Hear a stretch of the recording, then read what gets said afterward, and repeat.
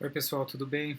Então vamos dar sequência a essa nossa discussão sobre metodologia, principalmente discutindo como tornar as nossas apresentações cada vez mais consistentes e convincentes.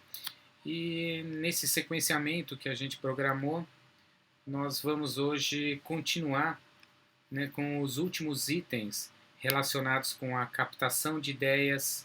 Principalmente, a gente discutiu um pouquinho sobre aprendizagem e vamos dar algumas ideias para a gente promover uma apresentação que seja mais consistente e convincente. Então, dentro dessa sequência de ideias, a gente pode observar que já discutimos alguns assuntos e agora vamos perceber como a gente pode obter uma, uma resposta desse nosso público, inclusive durante a apresentação ou após a nossa apresentação. Então vamos fazer esse tipo de discussão e também trabalhando um pouquinho com relação a como facilitar a memorização desses assuntos que nós estamos passando para os nossos alunos pelo público, né, que está recebendo a informação.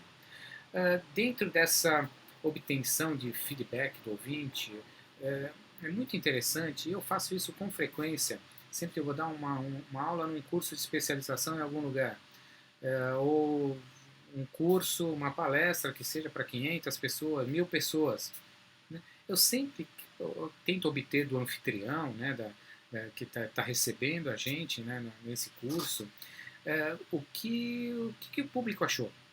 Né? Não precisa ser no exato momento, mas depois, num segundo contato, ele perguntar: poxa, o que vocês acharam disso? Né? O que faltou? O que não faltou? O que era isso que vocês esperavam? Não era isso? Né? Ou o jeito que ele apresentou estava bom, estava ruim?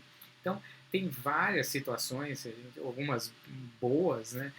Todas boas, mas algumas melhores, a gente se sente mais feliz, outras a gente se sente um pouco mais preocupado e me fez mudar muitas apresentações também.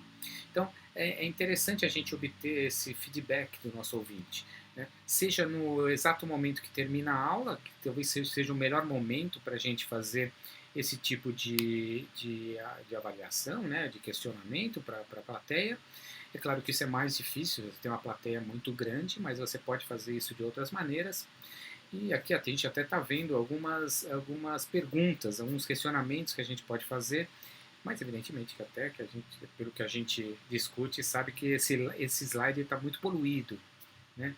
É, até a imagem que está atrás, ele não traz uma informação correta, tem muita coisa escrita, então está colocado aqui até para a gente perceber que é um slide negativo, né? Um slide que a gente não deveria utilizar.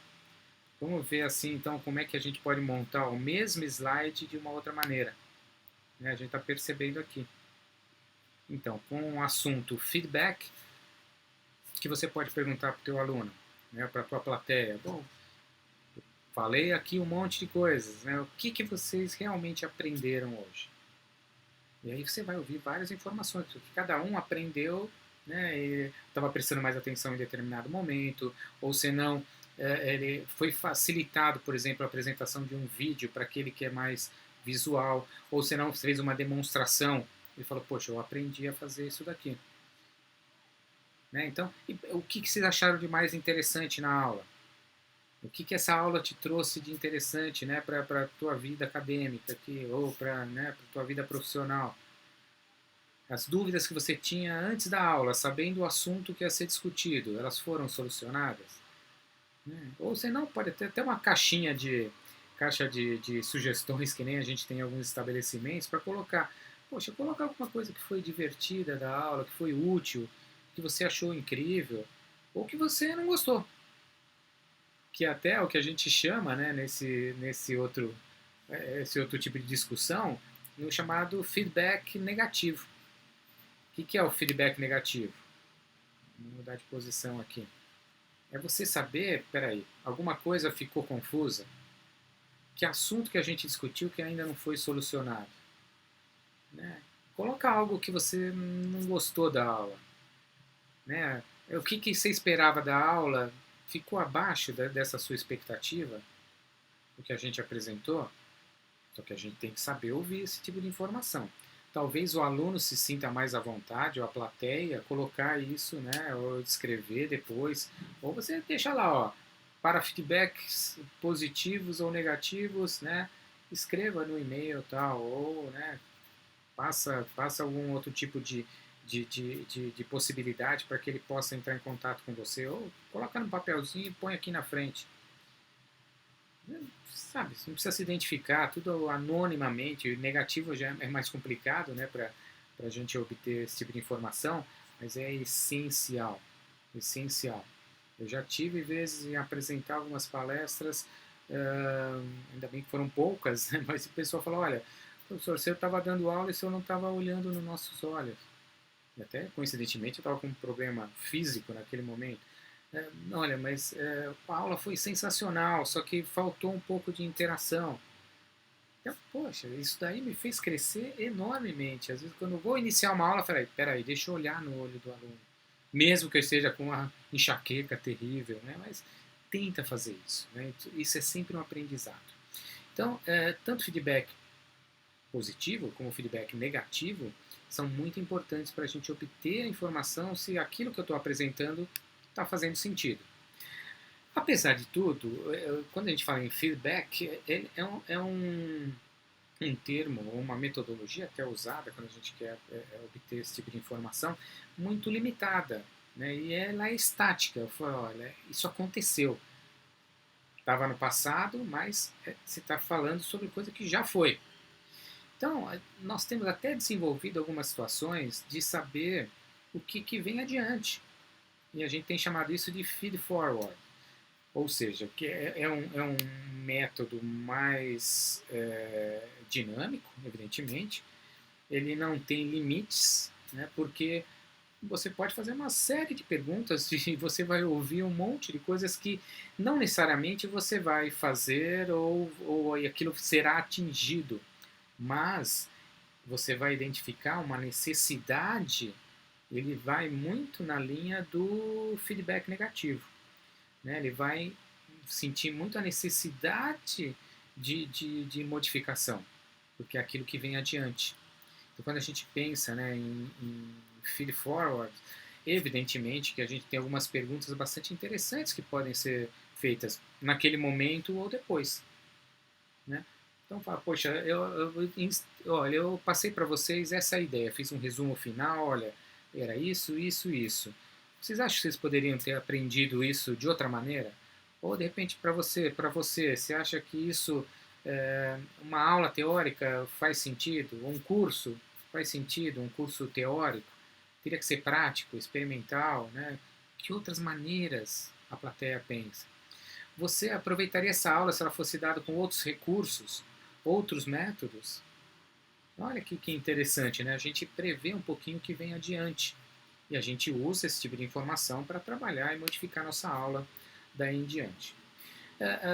Além dessa obtenção, né, da informação do público nosso, do que a gente já apresentou, isso me fez modificar um pouquinho também a ideia e trabalhar naquele sentido de entender a facilitação das inteligências de cada um e aonde eu poderia, né, individualmente personalizar um pouquinho essa ideia, mas eu tinha que trabalhar um pouco também sobre o que a gente chama de memorização. Como é que eu posso facilitar essa memorização até para o aluno mostrar para mim e falar assim, olha, eu entendi, não entendi, né? Ou pode ser dessa maneira ou de outra maneira, porque muito provavelmente ele aprendeu uma coisa muito interessante de outra maneira, por isso que ele te falou isso. Fala assim, poxa, eu queria aprender sobre como tocar cavaquinho em 3 sessões. E aí, poxa, eu vi um método bem interessante do cara que mostrou para mim. Ou ele usou um recurso diferente lá para eu saber as notas. Né? Então, é mais ou menos isso que a gente tem que entender. Então, pergunta para ele, isso vai modificar a tua apresentação, mas eu tenho que entender também, e vou perceber isso nas apresentações que não foram tão boas, como eu identificar e facilitar para o aluno que ele memorize aquilo que realmente eu quero que ele memorize, né, dentro de uma apresentação. Então, a princípio, né, para a gente entender essa funcionalidade, né, da memória de todo o nosso público, eu tenho que entender que você tem praticamente dois grandes grupos de tipos de memória. Uma que é chamada de curto prazo, uma de longo prazo. Alguns separam essa memória sensorial também da memória de curto prazo e outros unem, como se ela fosse o princípio da memória de curto prazo, você usar as sensações para obter uma memorização. Então você é coisa que já está enraizada na gente, mas tem a ver com os sentidos, né, com todos os sentidos. Fora isso, eu preciso colocar na minha aula, dispor a minha aula de maneira que as memórias relacionadas, aquilo que eu quero que ele memorize por pouco tempo, que não é tão importante para a minha palestra, mas ela é importante eu ter esse assunto para eu chegar no ápice, né, no assunto principal, que isso seja colocado, essas memórias de curto prazo, são aqueles momentos que você socializa mais, você tenta obter a confiança do público para aquilo que você vai passar, você começa a desenvolver até chegar no ápice da tua apresentação, e tudo isso é mais colocado no início da apresentação e talvez no final, onde você às vezes joga tem um impacto bastante interessante. Então, com certeza no início são coisas que tem que ficar na memória de curto prazo, você não quer que ele tenha muita informação no começo, né? E depois vai chegando no ápice da tua apresentação, aí sim tem que ser o assunto, que ele tem que ser repetido, tem que ser esquematizado para ele entender melhor e para que ele depois, né, por várias repetições e estudos, ele já criou o gosto por aquele assunto, que você levou aquilo no ápice dele, e aí evidentemente que você pode fazer com que esse assunto, esse tema seja fique localizado melhor na memória, que fique enraizada na memória de longo prazo.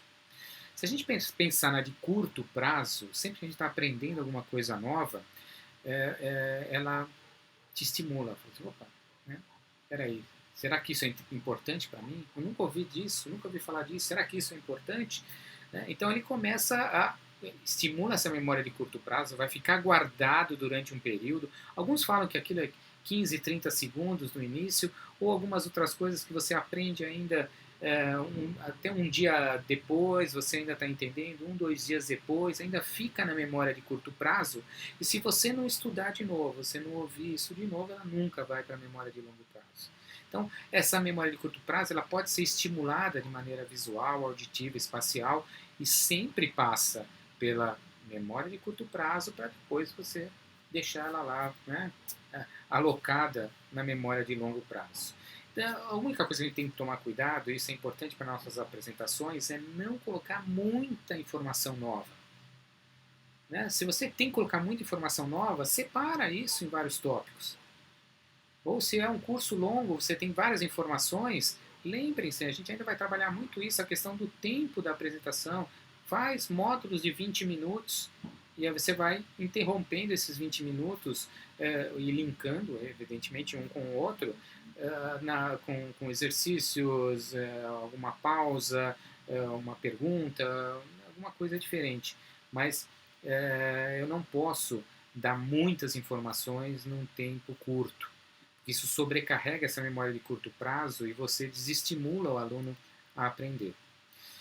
Já a memória de longo prazo, né, ela exige mesmo, né, que se crie um caminho neural, né, para que as sinapses se encontrem ali, vá passando essas informações, e com o passar do tempo ela vai ficando de longo prazo, porque você já fez tantas vezes esse caminho neural, né, da informação, que ela fica mais fácil depois para você memorizar. Mas evidentemente que isso exige o quê? Uma repetição, né, para criar esse padrão de conexão neural. É um caminho que fica ativo a todo momento. Então você lembra muito coisas que você repetiu várias vezes, que você associou com algum esquema que visualmente para alguns importa bastante. Então você vai, poxa, então é essa a direção, é esse esquema que eu vou fazer. São informações, ele vai adquirindo uma série de informações conhecidas e vai chegando, né, naquilo que está memorizado já há muito tempo. Até para estimular o estudo e para que o aluno realmente aprenda, tem uma série de outras informações que estão envolvidas com o ambiente, com o gosto pelo assunto, né? Uma identificação pelo assunto que está sendo discutido. Tudo isso favorece que essa memória de longo prazo fique melhor, fique otimizada, né, para cada uma das pessoas. Mas quanto mais você repetir a coisa, quanto mais você associar, esquematizar, facilitar o caminho de entendimento dele, evidentemente que você vai ter uma facilitação de resposta, de memorização também. Alguns grandes oradores, historiadores, né, aqui também a foto do Cortella, por exemplo, eu vou deixar o link de duas palestras dele para que vocês observem como é que ele repete o assunto. Várias vezes ele repete, às vezes é uma frase de um escritor, ele repete isso 2, 3, 4 vezes, porque ele quer realmente que você memorize isso, né? E muita gente até falando. Estuda falando porque em se ouvir também acaba memorizando cada vez mais. Não só lendo, às vezes está lendo e falando ajuda na memorização. Então depende muito, né, de cada indivíduo, cada personagem aí do nosso público. Depois eu deixo esses links, vocês prestem atenção como é que ele desenvolve essas palestras. Uma outra coisa bastante importante, então, é saber que para a gente facilitar a memorização por parte do público, você tem que reduzir a quantidade de informações, tá? Reduz a quantidade de informações novas. As que ele já tem enraizada, você tem que conhecer o público que você está falando. Aquilo que ele já tem enraizada, você pode até usar de escada para você chegar no teu tema novo que você está apresentando, ou no tema que ele ainda não teve um contato. Então, prepare uma boa abertura, um final impactante, mas saiba que no começo você pode usar informações que são irrelevantes, né, porque ele não vai memorizar. Se você já colocar as informações super importantes logo no começo, ele não consegue memorizar isso a longo prazo. E, evidentemente, que como é que eu faço isso? Mas eu tenho tanta coisa para falar. Tem, às vezes, professor que fala, tanta coisa que eu queria falar e não deu tempo. Não, né? Concentra um pouco mais naquela informação mais relevante e depois você disponibiliza esquemas, resumos, né, de todo esse conteúdo após a palestra, né, através de um pendrive, um Google Drive, né, você disponibiliza alguma aula que você tem em PDF, você pode até imprimir isso e deixar no final, né, para a plateia recolher, levar, estudar. Então isso é bastante importante. Agora eu vou pedir para vocês, né, cada um de vocês pegue uma folha de papel, uma caneta, né, e parem o vídeo agora, né, para pegar o papel e a caneta, voltem aqui, porque a gente vai passar um exercício de memorização. Para a gente entender também alguns outros processos, numa próxima aula a gente vai fazer essa discussão. Então vocês vão ter uma série de palavras, tem uma série de palavras aqui. Eu vou dar 30 segundos para vocês memorizarem. Tá? Não é para escrever, é só para memorizar. Olhem só a tela e memorizem isso durante 30 segundos. E depois eu vou pedir para vocês, aí sim, colocarem no papel. Tá? Estão passando quase metade do tempo. A minha função aqui é atrapalhar mesmo. Mas tentem memorizar o máximo de palavras possíveis. Não escrevam. Pronto. Terminou nosso tempo. Vamos agora, né, parem o vídeo novamente e vamos dar sequência na escrita disso. O que vocês memorizaram agora, imediatamente após a memorização dessas palavras? Coloquem no papel agora também. Então vocês têm mais 30 segundos para colocar. Eu estou aguardando aqui os 30 segundos, vocês vão tentando lembrar das palavras que estavam ali memorizadas, ou a serem memorizadas. Estou dando esse tempo, inclusive, no vídeo, para que vocês tentem lembrar o máximo possível das palavras, não precisa ter ordem nenhuma. Coloquem em sequência essas palavras. Ok? Vamos finalizar, então, esse teste. Parem agora de escrever. Parem de escrever. Guardem essa folha. Depois até vou pedir para vocês, se vocês puderem até fotografem, né? E depois coloquem no nosso grupo no Classroom a foto das palavras que vocês memorizaram, que vocês colocaram.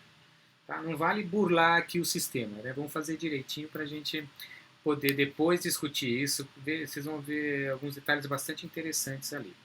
Ok? Não adianta voltar no vídeo agora, né, e pegar mais palavras. É muito importante, isso aqui não é uma avaliação nem nada, é só um exercício para a gente dar margem a um pouco mais de discussão. Ok? E uma coisa que eu fiz, e aqui até é muito interessante, né, e acontece a todo momento durante a aula, é essa interrupção que acontece nessa memorização. Se você está prestando atenção em alguma coisa, alguém deixa cair uma caneta, alguém mexe a carteira, passa alguém fora da sala de aula, faz um barulho fora da sala, tudo isso vai interrompendo esse processo de memorização. Então, é muito mais fácil a gente lembrar das coisas que são mais recentes, né? Isso até se chama o efeito de recência, né? A gente lembra mais isso do que o efeito de primazia, né? Que acontece, poxa, deixa eu tentar lembrar aquilo que ele começou a apresentar na aula. Então, quando fica muito distante dessa apresentação, né, talvez dificulte a memorização. Então, para isso, a gente pode, durante as palestras, claro, tentar evitar ao máximo e diminuir essa interrupção e os efeitos, né, que elas podem causar na memorização. Mais uma vez, prepara boa abertura e final impactante, mas isso serve para você conquistar o público, tá? E você terminar bem uma palestra. Agora, o grande foco que vai entrar em contato direto e vai facilitar a memorização a longo prazo tem que ficar no centro da tua apresentação. E até coloco uma dica aí que boa parte do meio da apresentação até será perdida. Mesmo assim, a gente tem que ir, né, num crescente e fazer essa apresentação. Então não adianta enrolar muito. A coisa tem que ser, né, chega no cume, vai mantendo isso até você chegar depois numa finalização de um processo aí bastante impactante.